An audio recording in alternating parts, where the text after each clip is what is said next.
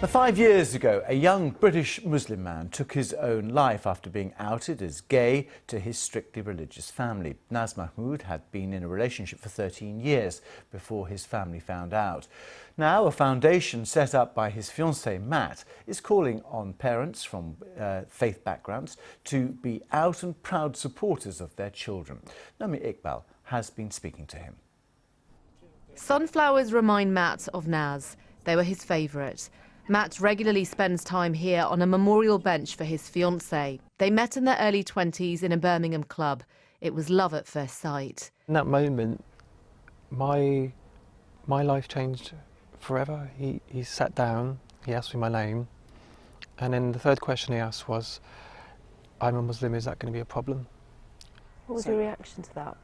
Well, I had to give it some thought, because why would somebody ask me such a profound question? Because it didn't make any difference to me.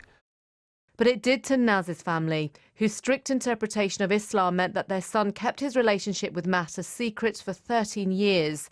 When they did find out, they wanted him to get therapy.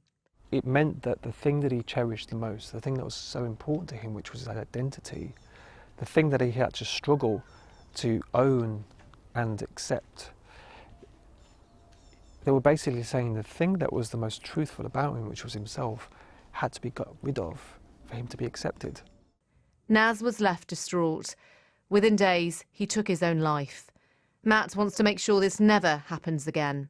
Any parent watching this, please just hold out your arms, just give your child a big hug, and just tell them that you love them, because that one thing might actually just save their life. The leading LGBT+ homeless charity, Albert Kennedy Trust, is where many young people go to get support when their families reject them. In terms of family rejection, is it always to do with faith? It's a complex situation. I wouldn't single out anyone. I wouldn't single out anyone's faith. I think that, actually, when we look back at our stats, last year, that it was almost 50-50 when it came to Islamic and Christian based on nation. It's the parent's choice at the end of the day. It's not the religious body that is forcing that parent to make that choice. It's that parent using religion to make that choice. At the age of 8, Samir knew he was gay, but kept it to himself for 12 years out of fear of his parents' reaction. When I was a child, essentially, I did think that my entire life I was going to hide being gay. I genuinely thought that I was going to take this secret to the grave.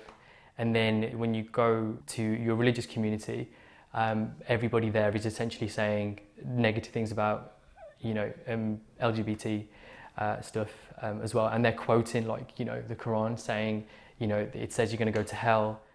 But Samir's dad looks at it differently. Do you think you're an exceptional father in that you're a Muslim father? Yeah. Your son has come out and said he's gay. It doesn't matter if he's gay or not. I always want to be an exceptional dad. We go on about saving people's lives.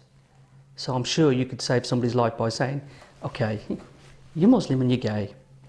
Don't worry about it. Matt is hoping more parents can be like Samir's.